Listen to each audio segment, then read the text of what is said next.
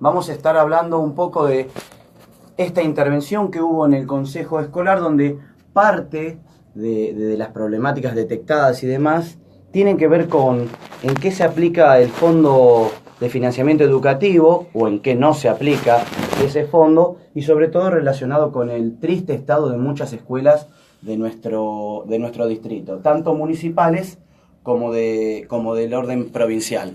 Están con nosotros Donna, que es miembro del Centro de Estudiantes del Conservatorio de Música Luis Gianeo. Buenas noches, Donna. Hola, ¿cómo estás? Y está el profesor Hernán Tambela, profesor de matemática de la Escuela de Educación Secundaria número 58. Hernán, gracias por acompañarnos. No, por favor. En las redes sociales ya veíamos con mucha preocupación que en nuestra ciudad tenemos alrededor de 222 establecimientos de educación, tanto municipal como provincial, en zonas rurales y en zonas urbanas. Y a principio de año ya el relevamiento de las instituciones daba cuenta de aproximadamente un 50% de las instituciones con problemas edilicios y alrededor de 50 con un riesgo de no inicio del ciclo lectivo. E incluso hay instituciones en las que hoy no hay chicos en sus aulas, lo cual debe ser lo más triste que puede pasarle a una escuela. Empiezo con Hernán, de la Escuela de Educación Secundaria número 58. Hernán, hace un año que la Escuela 58 no funciona en su propio edificio. Sí, debe ser el caso más terrible, más patético de desidia, porque hace un año que los pibes están deambulando. Cabe aclarar que nosotros perdimos 3 meses aproximadamente de clases el año pasado después de una lluvia de ese 8 de abril, donde se cierra la escuela. Nosotros retomamos las clases. Sí, el primer trimestre estuvo prácticamente, yo no recuerdo, pero estuvo prácticamente perdido. Así que nosotros sí entramos sobre el final del primer trimestre a dar clases. Me acuerdo que las primeras evaluaciones eran medio conceptuales porque nosotros no podíamos poner una calificación a un pibe que recién conocíamos o hacía poco que veíamos. Así que empezaron trabajando con módulos, etcétera, etcétera. Es patético. Empezamos a trabajar en el estadio mundialista, ahí abajo en un gran salón donde estábamos a una distancia, no nos escuchábamos tanto, pero se escuchaba un poco el barullo de un aula a la otra, porque no había aulas en realidad, había una especie de maderas blancas maderas pintadas de blanco y con fibrones para pizarra, dábamos clase ahí. Fue todo muy improvisado porque nos quedamos sin escuela. Fue improvisado que nos hayamos quedado sin escuela y fue improvisado ir al estadio. Lo que estábamos advertidos era de que la escuela, cada vez que llovía, nosotros no asistíamos a clase. Una situación realmente que nosotros veníamos viendo y veníamos reclamando ya hacía varios años. Yo creo que el reclamo empieza hace cerca, yo no estaba en la escuela, pero me cuentan los que estaban que hace cerca de 10 años empieza el reclamo de una canaleta que se empieza a llover. Esa lluvia va carcomiendo el edificio. Directamente hoy no tenemos edificio. Exacto, yo en los medios leía una canaleta en un gimnasio que empezó como una primera falla hace 10 años y hoy un edificio que está prácticamente o totalmente abandonado y sin chicos en el interior. Y nos decías, clases en oficinas del EMDER, en el Estadio Mundialista, pasaron también por una capilla. Ahora estamos en una parroquia a unas 4 o 5 cuadras de la escuela. Bien. Y yo decía, estuvieron en el Estadio Mundialista, vos describías la situación un tanto caótica en la que tenían que dar clases y sin embargo desde el Consejo Escolar se manifestaba que los chicos estaban contentos y cómodos desarrollando su actividad en un lugar que no está pensado para poder desarrollar una clase. Sí, horrible. La consejera escolar en su verborragia política dijo que los chicos estaban contentos y cómodos cuando nosotros perdimos prácticamente el 50% de la matrícula. El año pasado, dando una nota a uno de los alumnos, se largó a llorar en cámara porque había perdido muchos amigos, digamos. Todos tenemos un montón de problemas, los profesores para dar clase, los chicos para recibir esas clases, pero los chicos además que han perdido muchos compañeros que se han ido a otras escuelas porque el estadio estaba muy lejos de la escuela 58, estaba a más de 20 cuadras.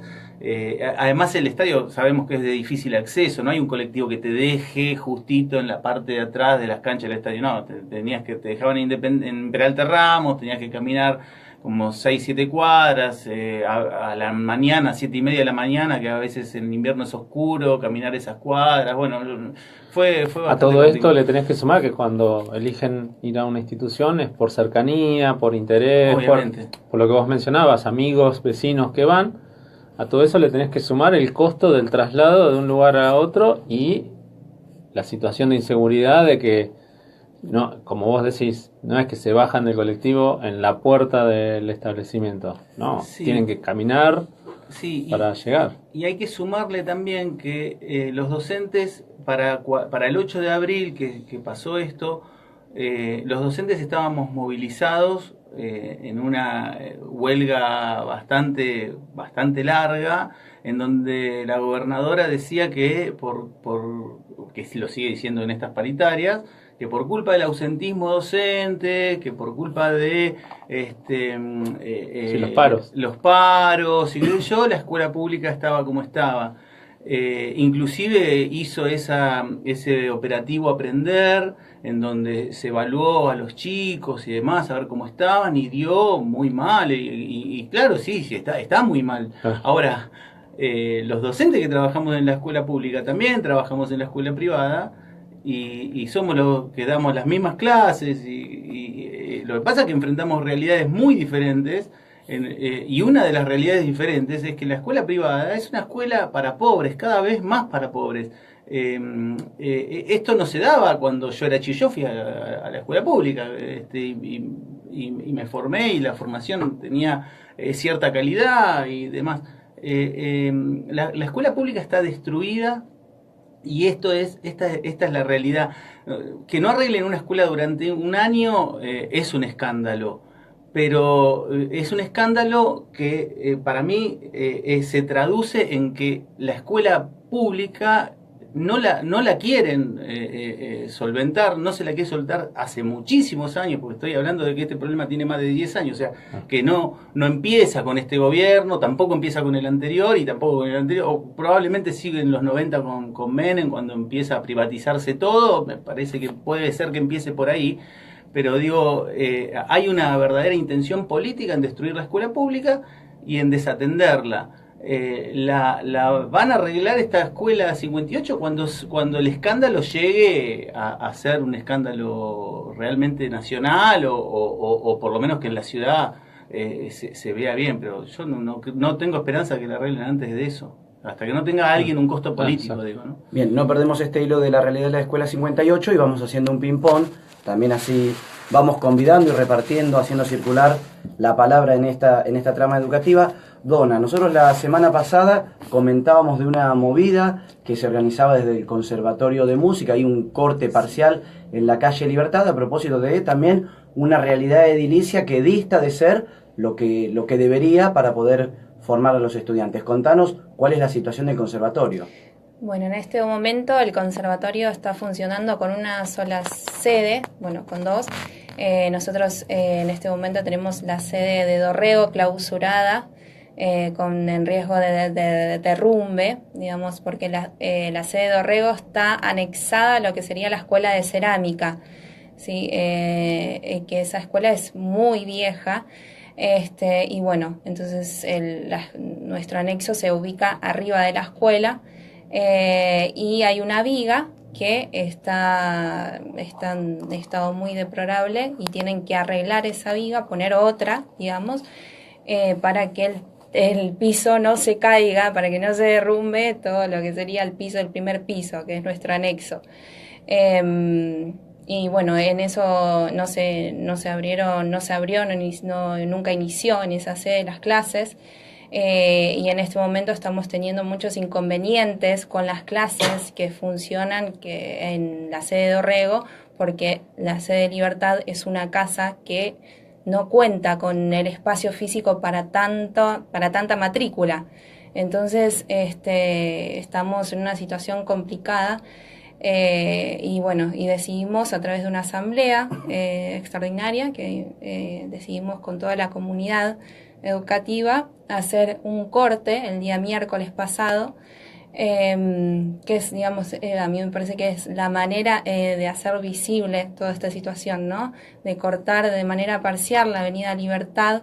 Entregamos unos folletos, ¿sí?, que describían la situación de nuestro instituto.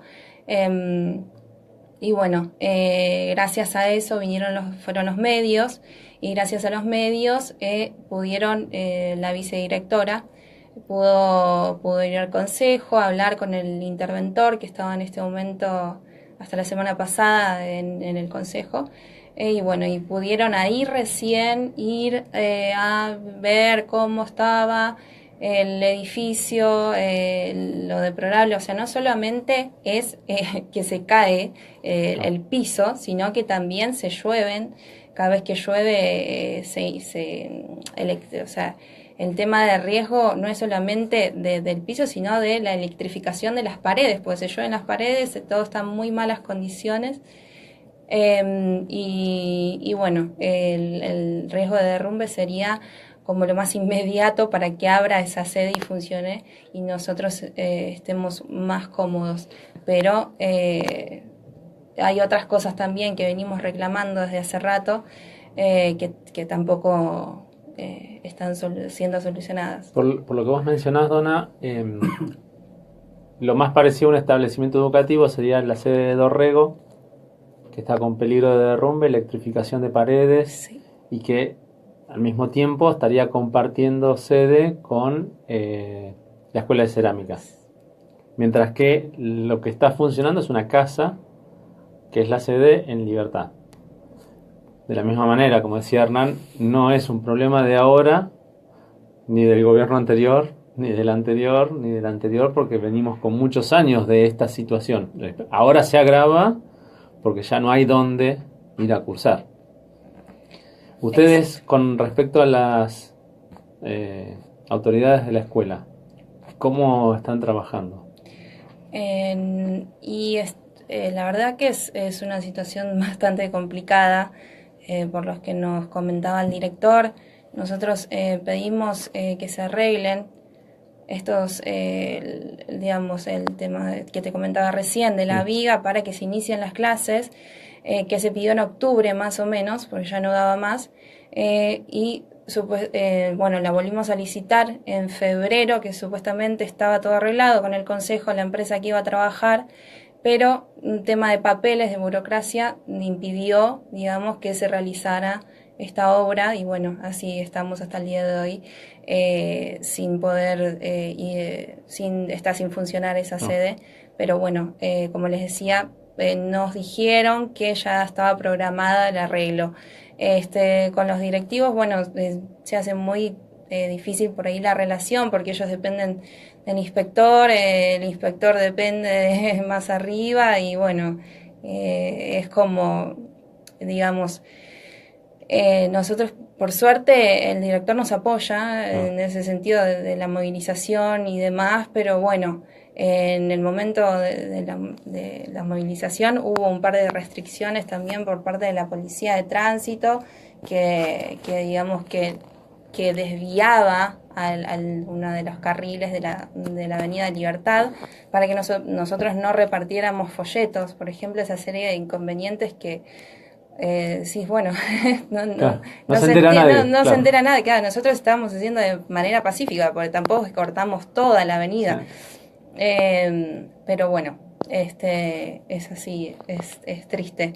Creo que esa es la palabra. Tristes realidades de edificios y escuelas vacías, cuando lo que precisamente nos demandan es que quieren ver a los chicos en las aulas. Vamos a abrir un